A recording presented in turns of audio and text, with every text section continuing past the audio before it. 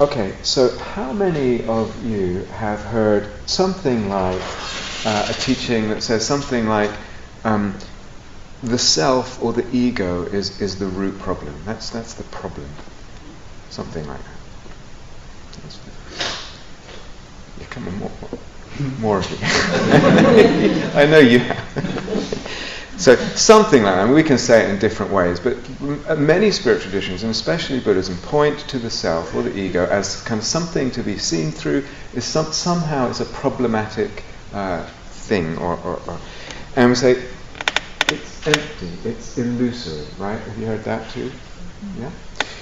And now you might have heard in that the self, this ego, is not real. It's illusory in some way, but the components of that self, or the things that go to make it up, the body and the bodily processes, the various factors and elements of mind, so the feelings and thoughts and perceptions and consciousness and attention and all this, those elements, psychophysical elements, are real, and the process unfolds. So the self is not real. As we feel it, what the self really is a process of these components, these aggregates, if you know the Buddhist words. How many have heard something like that? Yeah? Okay, so we say the self is not real as we sense it, but what's real is this process unfolding in time of what's called the five aggregates: the body, feelings, the perceptions, mental qualities, and thoughts and moods and intentions and attention and consciousness. Okay, if I take that as a statement of truth, there are many, many problems that ensue. Okay, if I take it as a truth, first of all, it's not something the Buddha ever said. So it's a very popular teaching these days when we tend to think a lot about process and sort of computer programming and machines having their process. So it's a popular view, but you cannot find one clause in the whole shelf load of the Buddha's teachings where he says that the true nature of the self is a process of the aggregates. It does not exist. Somehow that view has gained popularity. So, okay, just to say the Buddha, very small today, but anyway, the Buddha it's not something that he said. First problem. Maybe some of you not that bothered by that, and that's fine. But there's other problems. And one is, just to touch on briefly, that taking that as a truth actually limits the depth of our understanding. So it's a statement of limited depth, and it limits. Because not only is the self illusory, but also those elements that seem to make up the self, the aggregates, the consciousness, the body, the bodily processes, the perceptions, the thoughts, all these are empty and illusory too. And the full thrust of the Buddha's teaching is seeing that all is in some sense illusory, just as the self is illusory. It's all empty. Okay? So taking that as a truth, the self is the process of the aggregates, is limited in a couple of ways. A different approach, a more productive, a more fruitful approach for opening out depth and a depth of radical liberation would be rather to take this teaching of the aggregates, the elements that make up the self, and regard them as a skillful way of looking. We can learn in meditation to regard these, moment to moment, contemplate the aggregates as not self. It seems like it's picky, but it actually unfolds much, much deeper. I regard all this that I usually take as self, I regard as not self. And then what happens? Then that opens a very powerful tunnel into a much deeper sense of freedom, much deeper sense of existence. Now actually that's not what we're talking about today. I've just mentioned that. That's a whole other thing. Because this teaching, the self is the process of the aggregates, is not just limited in terms of depth of insight into the nature of existence, it's also limited, I would say, psychologically. Again, it limits us, it's limited and limits us psychologically. So if I have a perspective at times that there isn't a self here, there's not really a real self. All there is the aggregates. There's just the aggregates. I can employ that as a view at times. What happens when I do that? It's helpful at times because it simplifies. It simplifies existence. At times, it functions. A result is it cools desire. When I see there's just these aggregates and there's not such a solid self, it cools desire, it evens things out. Very useful at times. At times. If I take it as a truth and I try to live my life that way, problems. A little bit, stupid. It will not serve, for example, for many of the dimensions and aspects and directions of our existence. It will not serve for romantic relationship or going to bed with someone, for the erotic. It does not. Can you see that it doesn't make sense there? You can't go to bed with someone thinking about aggregates and aggregates. It does not give fire to that dimension of our existence. And you know what? We care about that dimension of existence. And we should care about it. Not everyone, because some people are renunciate, celibates, etc. But even celibate people, there's something there that this picture, I am just a process of aggregates, it will not do. It will not do for the breadth and the depth and the complexity and the richness of our psychology. Or in some relationships to art and what becomes really deeply meaningful to us. It does not fit. It does not. It's an oversimplification. We're in danger of oversimplifying our life, our existence, our psyche, the dimensions of our being. And sometimes it's just not helpful. It does not serve. So if we care about eros in our lives and all the forms that takes, sexual, romantic, and all the other forms of eros, if I care about artistic expression, for example, if I care about lots of other stuff, maybe I need to let go. To let go. The letting go might be of oversimplification. Opposite. Maybe I need to let go of oversimplification, oversimplifying teachings. Be in the moment. Just be in the moment. Don't cling. Desire leads to suffering. These are we're saturated with this kind of simplistic message. Wonderful in certain situations, hopelessly oversimplistic in others, and not helpful and not giving, nourishing that richness, that the multicolored nature of our being.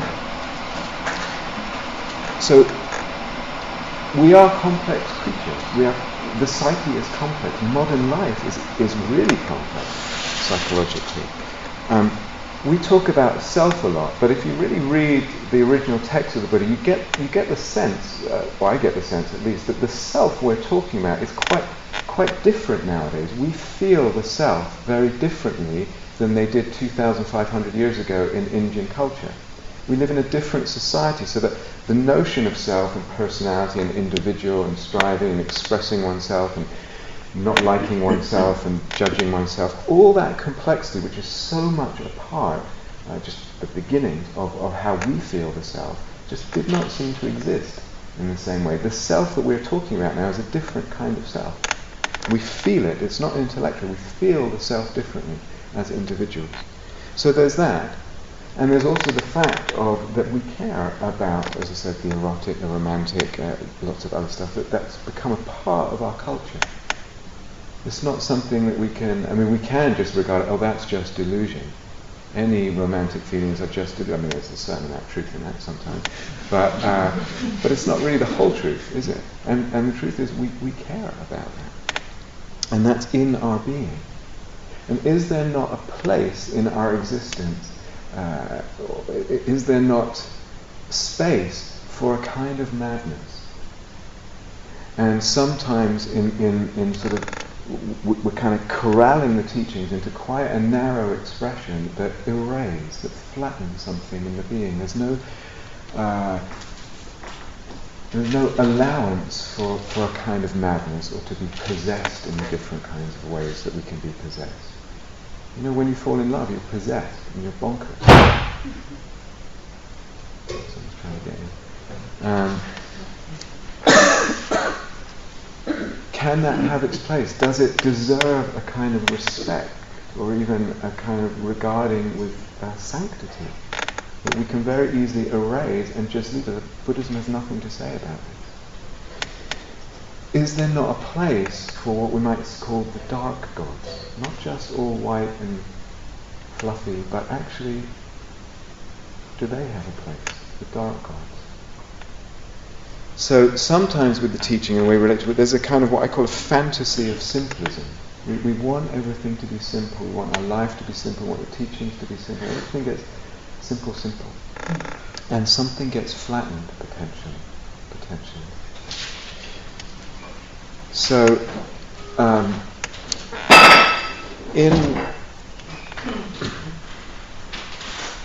in our society, I speak and hear to many people, and it's a good thing in a way in our society, although it also results in some problems and some limitations. And in a way, it's coming for good reasons, but also not such good reasons.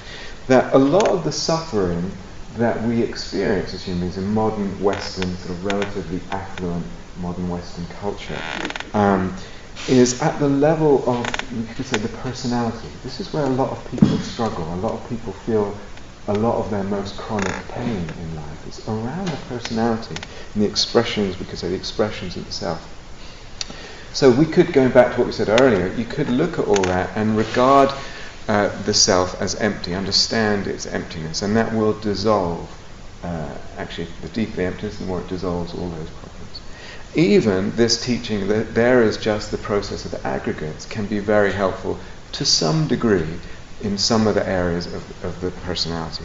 But as we said, it has problems because it cuts off certain aspects and it limits psychologically. So really what we want to explore today is, are there other ways to approach this whole business about self? Other ways to open up the whole notion of self and the whole what we mean by it, what we feel by it, what the possibilities are. So as I say, I want to go gradual over the day, and actually let's start somewhere very, very familiar to everyone. Familiar territory and even familiar ways of working. Okay? If I say inner critic, do you know what I mean by that? Yeah? It's this constellation of voices or elements in the being that's criticizing, that's harassing, judging, usually oneself, could be others as well, but that sort of thing, the self-critic, some people call it super-ego. Do you know what I mean by that? So let's start there. That's familiar as an experience to most people in our culture. How might we heal something like that? Well, one way is the loving kindness practice. Lots and lots of metta and well-wishing over time just dissolves that structure, that inner critic. Just dissolves it. Another way would be to see the emptiness of the self, as we talked about, and that will also dissolve it. Sometimes what happens is a person actually, it feels like with the inner critic that there is, so to speak, someone on the shoulder, a character, this inner critic character, just behind or sitting on one shoulder, wagging their finger and berating us and judging and haranguing us and all the rest of it. So it actually feels like a character with its own sort of autonomy. One of the possibilities, or another possibility, is to deconstruct that person of the inner critic. It's not really a person, it's some thoughts, and very importantly, it's a belief in those thoughts. That's the real sticking. I believe those thoughts that are being spoken.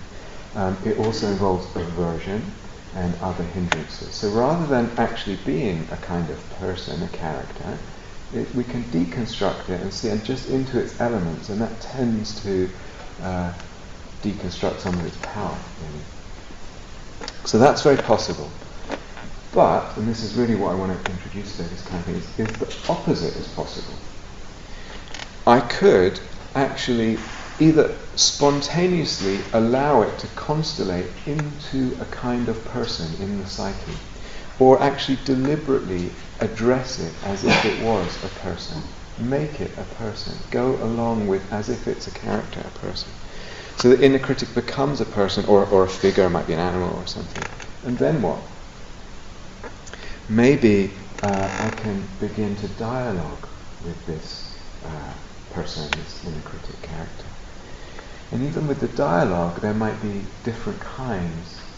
So I could take quite a tough stance in relation to this inner critic. It criticizes me, and I ask it, why are you saying that? Where's your evidence? And whatever it says, I can come up with another question. I can challenge it. What I will find, if I really hold my ground and I use all my intelligence, I'll find that I'm actually more intelligent than the inner critic. Is not the brightest, what's the phrase, sharpest knife in the drawer. And with challenging it, actually, it begins to lose some of its power. I could also operate and work in a much kinder way, a softer way, seeking to understand it. Why is it criticizing? What does it want? What's it after? What does it feel? So both of those are possible. So if we backtrack, we can deconstruct it into elements, or you can actually let it constellate into a person, a figure, an animal, whatever it is, and actually enter into relationship with that. Both can be helpful. The deconstruction and the constellation can be helpful. And it is not the case that the ultimate truth is just elements. That's not true. It's not true. It's only a level of truth. So both are viable options to us. What might happen if we allowed ourselves to explore in that way of actually engaging and relating to a character, or a psychic character, if you like? Because sometimes what will happen is we'll see that this inner critic is not really an inner critic. It looks like, it seems like an inner critic, but actually it's not. Sometimes what we find is the inner critic is really what I call a clumsy old protector. It's the clumsy old protector.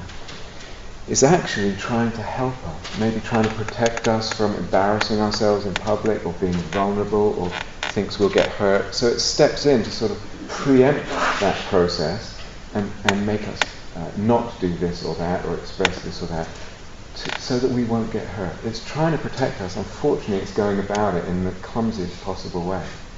But its intentions are, weirdly, kindness. But if we can approach it and actually let the image of it fill out, explore it and explore a relationship to it, maybe it begins to transform. This inner critic begins to fill out and begins to transform, or at least the relationship with it transforms. Maybe it's possible to dialogue with it. So a little while ago at Guy House, someone was on retreat and she was having some of this inner critic come out quite strongly. And we were talking about this possibility, and so she went away, and the next time it came up, she turned towards it. And that's the first step, because usually what we do is we do this. And just cowering from it, turning away because it's so painful. So don't actually turn towards it. She turned towards it. And she asked it, she engaged it, she asked,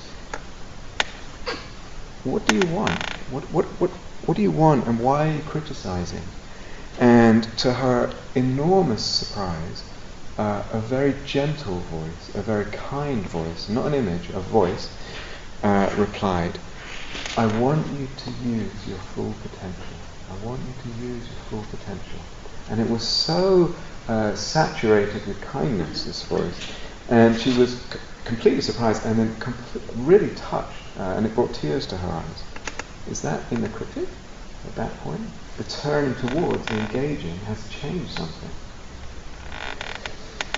Or another person on retreat, again not too long ago, similarly practicing and then bumping into this inner critic and feeling oppressed by it, etc.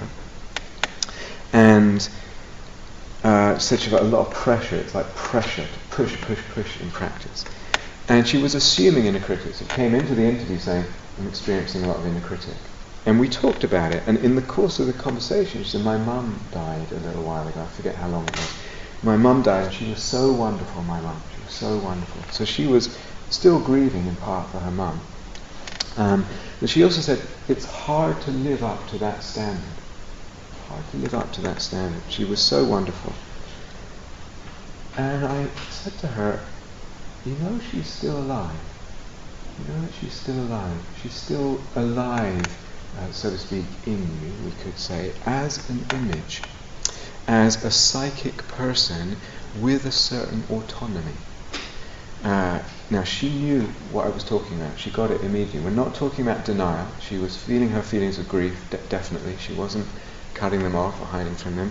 We're also not talking about, I think spiritualism is the word, where you do, seances and Ouija boards and all that. I'm not talking about that. Not denial, not spiritualism, something else. Something else. She's still alive for the psyche, to the psyche, in the psyche, if you like, for you. And I also suggested, maybe you have a duty to that. Maybe you have a duty to her, to this image that's alive in you. And the word duty for us mostly is a pretty heavy word. Duty. It comes with a sense of problem. But maybe the duty here has a sense of beauty to it. There's a beautiful duty. And again, she understood immediately. She was right there. Maybe, I suggested, maybe her kindness and her generosity comes through you. Something's coming through you. And maybe she wants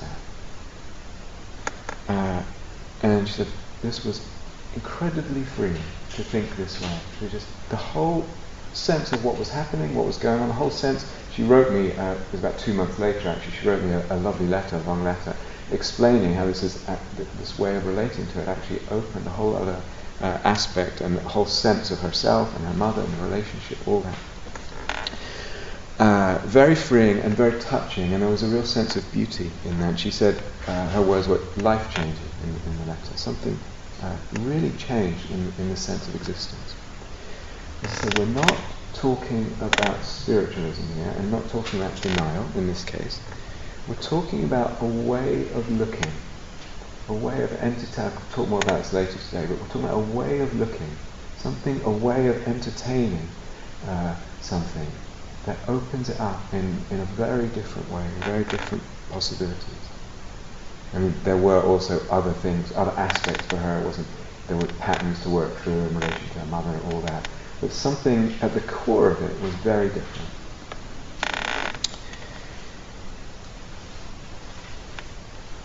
Okay, I think I'm going to stop there for now, actually. And I say, so starting simpler and familiar, and taking it in directions we're maybe not so familiar with, and we'll get more and more as we take it through the day. But I think now let's do a sitting together. So if you want to stretch, really just hopefully stay in the room and just take 30 seconds or so to stretch if you need to. Thank you for listening. To learn how you can support the teachers and Dharma Seed,